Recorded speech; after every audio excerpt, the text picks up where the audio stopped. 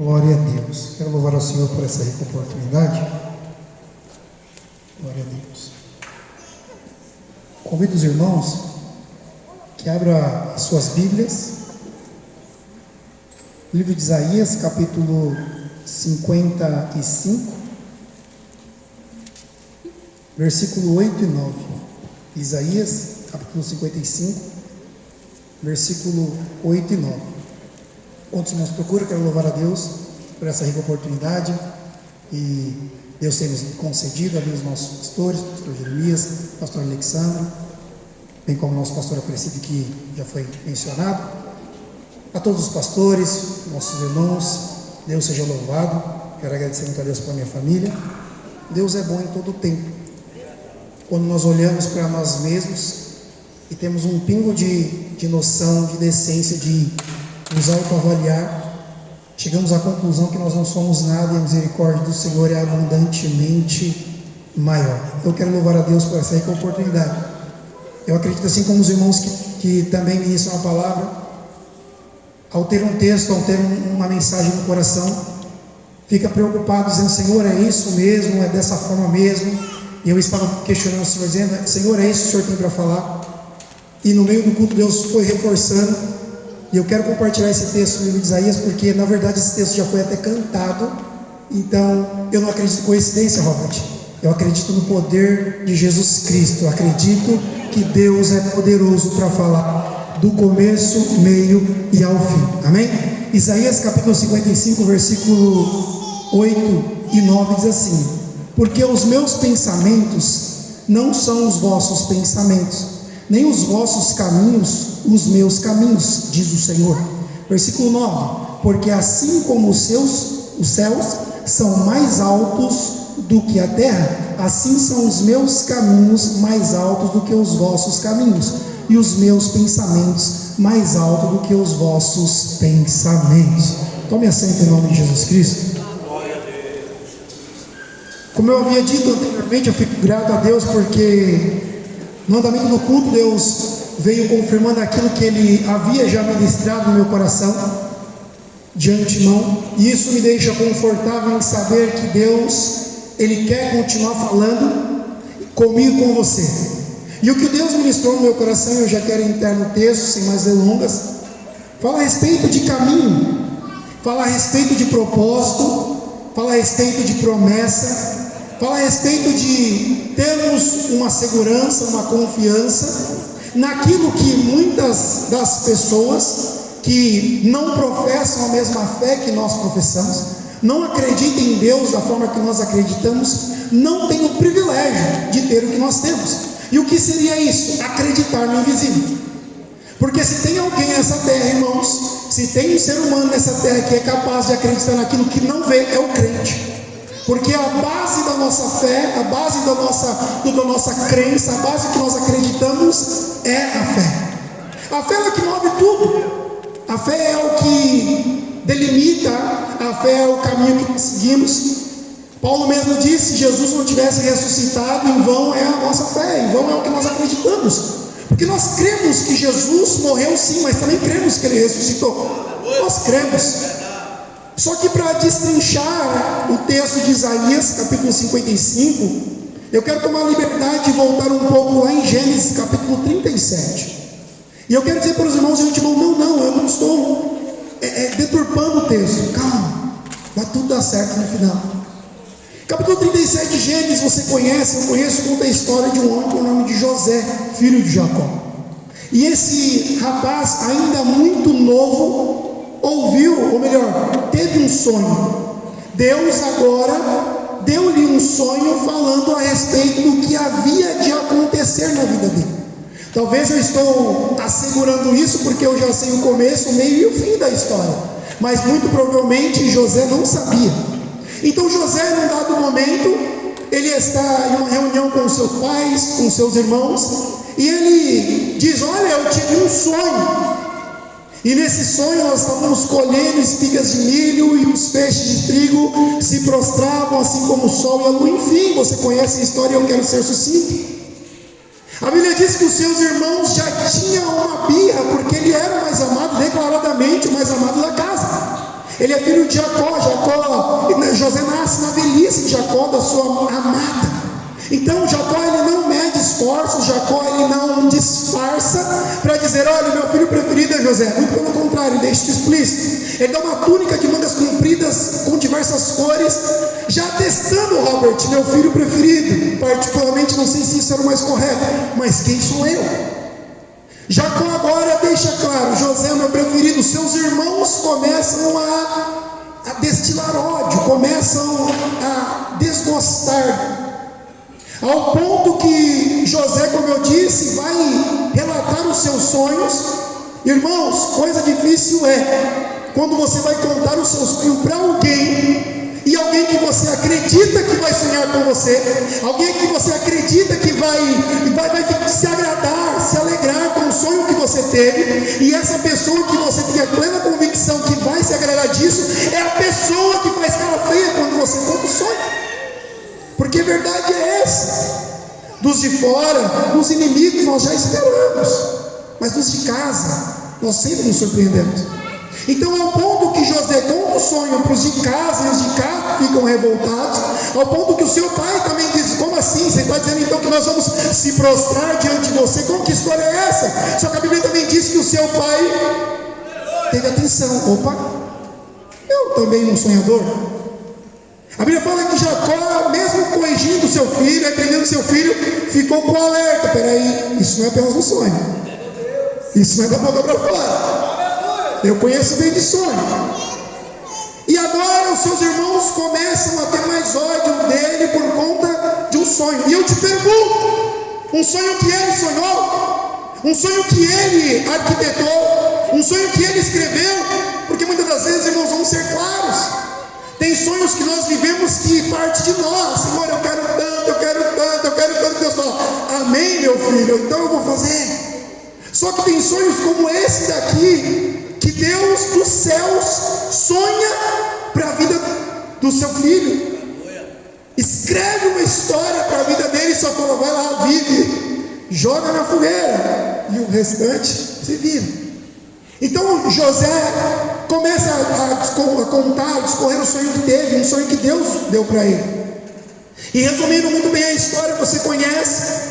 Ao se encontrar com os seus irmãos, olha, vai lá e vê se seus irmãos estão apacentando as ovelhas, enfim. Os seus irmãos começam a cogitar: olha, lá vem um sonhador, lá vem aquele que é o querido, lá vem aquele que... Irmãos, deixa eu abrir um parênteses aqui, tem gente que vai gostar e tem gente que não vai, mas se você, assim como eu, é pai, é mãe, você vai saber o que eu estou dizendo. Nós temos 1, 2, 3, 5 filhos, não importa. Minha mãe mesmo já disse uma vez: minha mãe tem 7. E eu não estou dizendo que existe filho preferido, mas existe aquele filho que é obediente, aquele filho que ouve, aquele filho que atende os conselhos, aquele filho que se preocupa com o pai e com a mãe. E não é questão de gosto, de preferência, é questão de reciprocidade. Nota que José é o filho obediente, é o filho que obedece o pai, é o filho que serve o pai. Então, quando eu me deparo com os seus irmãos, é aquela velha história da pessoa que não faz bem feito e fica revoltado com quem faz bem feito. Você já te conheceu alguém assim na empresa? Não, eu não faço por não, eu vou ficar aqui na minha. Não, aí você vai lá e faz: puxa saco lá, puxa saco. Não, eu só estou fazendo meu serviço bem feito. Eu tenho a impressão de que José é aquela pessoa que entendeu o amor do pai, e é tão grato pelo amor do pai ao ponto de querer retribuir, mas ele não pode retribuir assim como um pai, então ele retribui na qualidade de filho. Porque se as minhas filhas quiserem me retribuir o amor que eu tenho por elas, elas não vão me retribuir como mães, mas como filhas, para comigo. Então José, ele, no meu consentimento, José quer retribuir o amor que ele recebe diariamente do pai. Só que ele quer retribuir como quem? Como um filho. Eu não posso te retribuir como, então eu vou te retribuir como filho. José é obediente, José acata as ordens do pai, José agrada o pai. Vou abrir um parênteses aqui, minha irmã está lá no fundo lá, minha outra irmã não veio hoje. Vou abrir um parênteses, Robert. Lá na minha casa lá, não é eu que acho. Lá na minha casa lá, tem um consenso de que eu sou o filho preferido da minha mãe. Não é eu que acho. Ah, Jesus, mas você é o caçula? Sim, sou o caçula. Não é eu que acho, é que são eles que falam lá. Eu acho isso. prefiro me abster.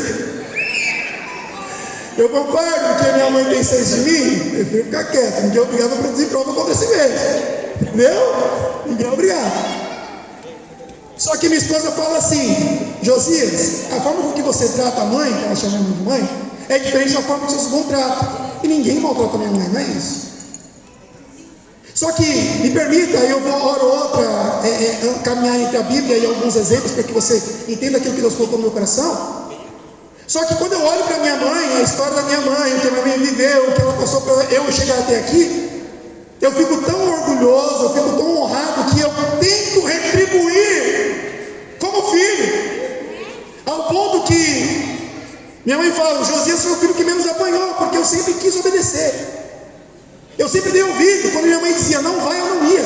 Irmão, vocês adolescentes aqui, vocês não vão saber o que é isso, mas quem é mais velho sabe. Irmão, mãe é uma benção. Os irmãos aqui sabem o que eu estou dizendo. Se mãe dissesse assim, não vai, não vai. Irmão, não, se a mãe dissesse não vai, o filho ia, era comum dar ruim. Se a mãe dissesse não vai, o filho ia, era comum dar errado. Irmão, era assim, era uma coisa. Não vai, filho, o filho ia, quebrava a cara, irmão, normal, não é nem surpresa. E eu sabendo disso, quando eu queria alguma coisa, eu falava: mãe, posso? Não. Mãe, deixa. Não, mas mãe, assim, mãe, essa. Irmão, Deus é minha testemunha. Eu só ia fazer com a minha irmã, então pode. Aí eu falei: tá bom. Ah, mas você insistiu, mas eu tinha uma vara dela, então eu estava respaldado. Eu só usei a lei a meu favor, ponto. E assim acontecia. Então eu tentava retribuir, tento retribuir de uma forma, porque eu sei o que ela fez, e eu sei quem ela é. Então eu vejo essa característica em José, que José tentava retribuir, ao ponto dos seus irmãos não. Então José agora vai ver os seus irmãos, e os irmãos começam a tramar, vem o sonhador: o que vamos fazer? Vamos fazer isso, vamos fazer aquilo, fazer isso, vamos fazer aquilo, enfim, vamos matar, vamos pôr um fim, porque é sempre assim, morte. O ditado diz: prego que se destaca acaba levando martelado. É começar a sonhar, é começar a ser alguém fora da curva, é começar a ser um diferencial. Nós vamos matar. Por quê? Porque competir com ele é muito difícil, ser igual a ele dá muito trabalho. Fazer o que ele faz, não estou afim, vamos matar. Ponto. Porque a gente não precisa fazer igual a ele. Só que lembra que eu te disse que o sonho de José não era um sonho que ele havia sonhado, mas um sonho que Deus havia sonhado para ele. Então José agora está caminhando e seus irmãos cogitando a sua morte, ao ponto do seu irmão mais velho falou: não vamos matar não, vamos só jogar na cisterna. Enfim, jogou na cisterna, vendeu. Onde eu quero chegar? José é levado para o Egito. Potifar compra José, e Potifar leva José para trabalhar como escravo. Olha, saiu de filho preferido para escravo. Mas havia o quê? Um sonho. Saiu de filho preferido, cisterna, vendido, escravo. E havia um sonho. José agora trabalha na casa de Potifar, e a Bíblia diz que José servia como escravo, e Deus estava com ele. Não é o que eu estou inventando, não é o que eu acho, não é o que a Bíblia me dá a entender. Está lá. E Deus era com José. Eu não estou dizendo que José já é governador e rei, José é escravo. E Deus era com José escravo. Eu não estou dizendo que José agora está no auge, está no ápice, no melhor passo da sua vida. José é escravo, vendido, traído pelos seus irmãos. E Deus era com José, mesmo ele sendo escravo. Ao ponto que José começa a trabalhar e começa a prosperar a casa de Potifar. Começa a prosperar, começa a dar certo, começa a prosperar. E você conhece a história? Foi acusado de um crime sem direito à defesa, prisão. Joga na prisão. Josias jogou na prisão agora, e a Bíblia diz que quando José estava na prisão, e Deus era com ele. José saiu de filho preferido para a cisterna, para vendido, para escravo, para prisioneiro, e Deus era com ele. Deixa eu dizer algo de Deus para a sua vida. Quando você olha por cima do muro e a grama do vizinho parece ser mais verde, quando você olha ao seu redor e parece que tudo está dando errado, talvez você comece a cogitar em Deus e dizer: Senhor, o que está acontecendo. Mas deixa eu dizer algo de Deus para você: não é porque o cenário não é favorável que Deus te abandonou. Não. Em situações de dificuldade, em situações de pior instância, que Deus ainda está com você. Nota que o senso comum, nota que nossa percepção humana: ei, Robert, está bem, Deus está com você. Rubinho, você está muito bem, Deus está com você. Ei, viajou, comprou casa, carro, Deus está com você. E aquele irmãozinho ali que, né, o carro quebrou, está desempregado, está passando prova. Olha o filho, olha a família. Ó, quem pecou? Quem pecou, ele ou o pai? Quem pecou para acontecer isso? Aí Jesus disse: quem disse que foi o pai? Quem disse que foi ele? Isso aconteceu para que se manifeste a glória de Deus. Deixa eu dizer para você: a situação está difícil não significa que Deus te abandonou, não. A situação está precária não significa que Deus virou as costas para você, não. Calma, que é um momento, é uma fase. Eu falei no começo e vou dizer: é só o caminho. Tenha em mente que Deus ainda era com José, era como escravo, era como prisioneiro, mas Deus ainda era com José. Talvez se nós fôssemos conversar, me permita: José, está difícil aí na cadeia, tá? E aí, José, o que você acha? Ó, aleluia. Então, tem um sonho. Tem uma promessa. Mas José, você está vendo que ladeira abaixo, né? Mas tem uma promessa. José, não é que... Ó, então, aquela profecia, aquele eis-me aqui, aquele... Será que era de Deus mesmo? Será que era de Deus mesmo? Porque foi só aquela irmã entregar essa profecia para você, foi ladeira abaixo. Foi só Deus dizer que ia fazer na tua vida que as coisas começaram a dar errado. Ó, se eu pudesse conversar com José, me permita, irmão. Me permita. Ô José, tem alguma coisa errada, não? O que está acontecendo? É só ladeira abaixo, irmão. O quê? Escravo, prisioneiro? O quê? Forca agora, próximo? O quê? Vai morrer? O que está acontecendo? A Bíblia diz que mesmo ele prisioneiro, Deus ainda era com ele. Deixa eu abrir um parênteses aqui para contar uma situação que me inspirou isso que Deus colocou no meu coração. Eu estava um dia desses, era um congresso que estava tendo no setor 7 ali na Capitão Pulse, naquela sede, e eu moro bem próximo da Capitão Pulse. E aí minha esposa falou assim: olha, eu vou no congresso, não tinha culto aqui, eu vou no congresso, e aí eu te dou um toque, e você vai lá me buscar? Eu falei: lógico. E aí minha esposa cultuou: olha filho, acabou o culto aqui. Eu falei: tá bom. Como eu disse, da minha casa para a igreja dá o que? 10 minutos andando no máximo.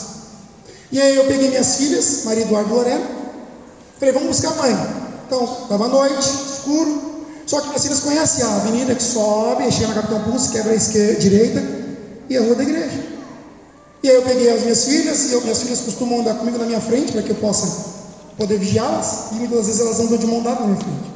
Minhas filhas começaram a andar de mão dada, e eu atrás. Só que aí eu falei assim: olha, vamos entrar à direita, antes do caminho que estava previamente estabelecido.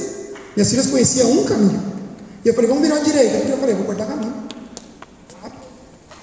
E aí minhas filhas andando de mão dada: mas pai, aqui não é o caminho. Eu falei: mas vamos, eu sei o que eu estou fazendo. E aí minhas filhas começaram a andar, e eu percebi que primeiro veio a dúvida, mas elas não disseram nada.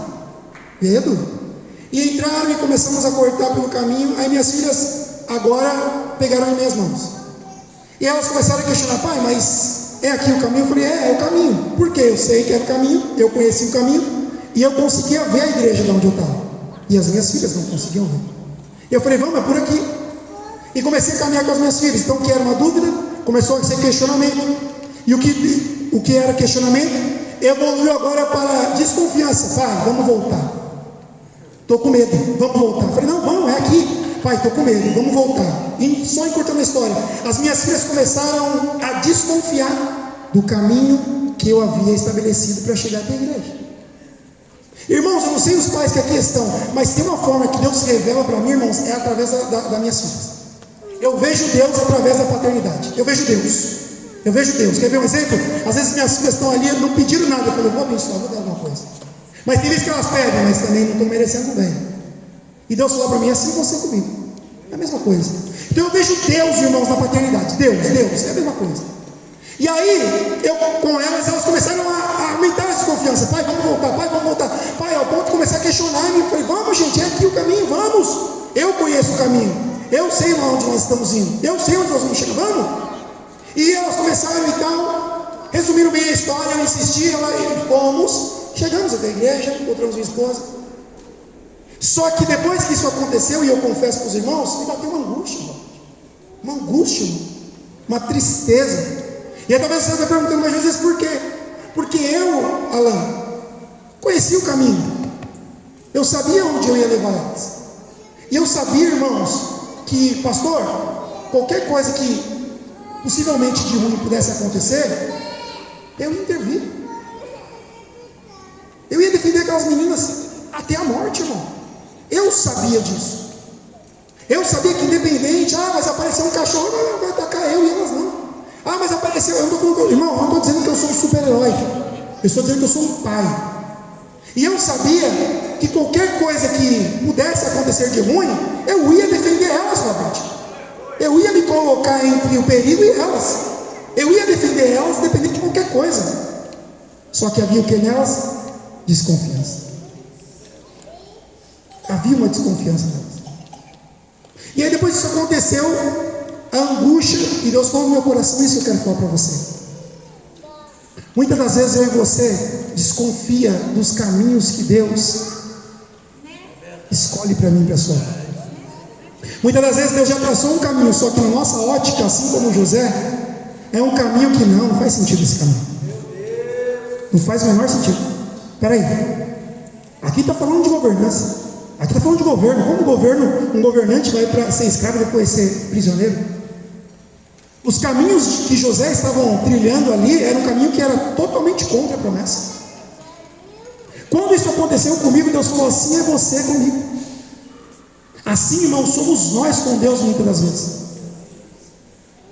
Deus sabe de onde nós estamos saindo, Deus sabe onde nós vamos chegar, Deus sabe o caminho que a gente vai trilhar, mas é só começar a ficar escuro, é só começar a bater um medo, é só começar a bater um vento, nós começamos a dizer, Deus, esse é o caminho mesmo, Senhor, eu prefiro voltar aonde eu estava, do que continuar, porque na minha concepção, Senhor, na minha ótica, está tudo errado, e esse caminho aqui não vai levar a lugar nenhum. Mas deixa eu dizer para você, um dado momento Jesus disse para os seus discípulos, olha, atravessa para o outro lado. Jesus já havia dado uma ordem, Jesus já havia colocado uma promessa, Jesus já sabia que sairia do ponto A e iria para o ponto B.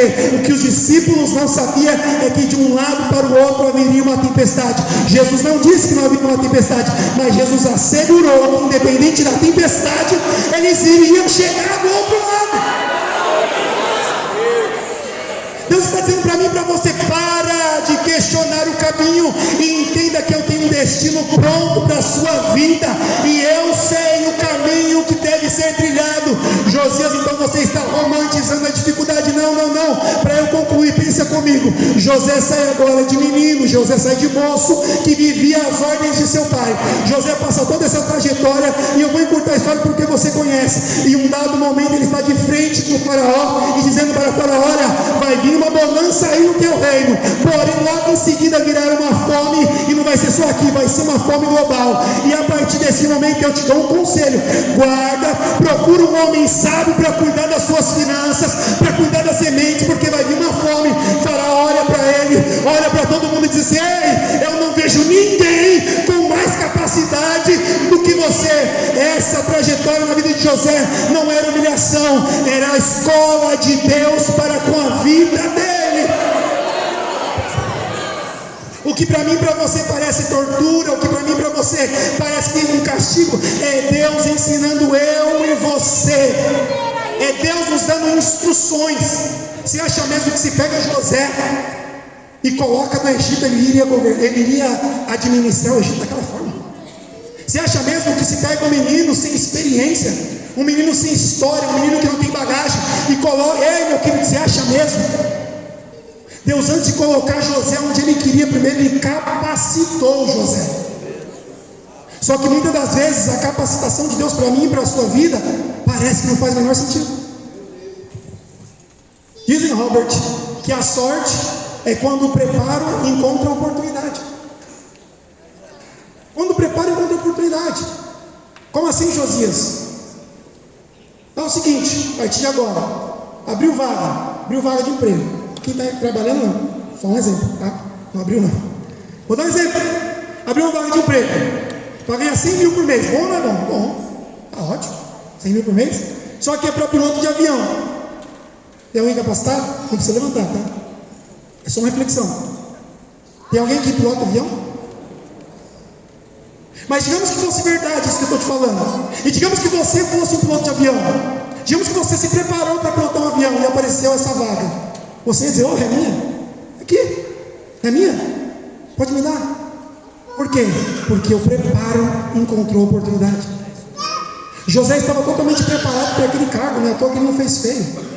José estava totalmente pronto para aquilo que Deus havia sonhado para ele. Mas antes de cumprir a vontade de Deus, antes de ser colocado no centro da vontade de Deus, antes mesmo de ser colocado onde Deus havia projetado para ele, Deus primeiro preparou José para essa trajetória. O que Deus está dizendo para mim e para você nessa noite é o seguinte: pode sim o caminho ser humanamente totalmente distorcido do que a gente pensa. Pode a sua vida ter uma situação totalmente desconexa com aquela que Deus te prometeu. Josias, mas já faz anos. Josias, mas tem tanto tempo. Calma. É tudo trajetória. Calma. Está tudo dentro da vontade de Deus.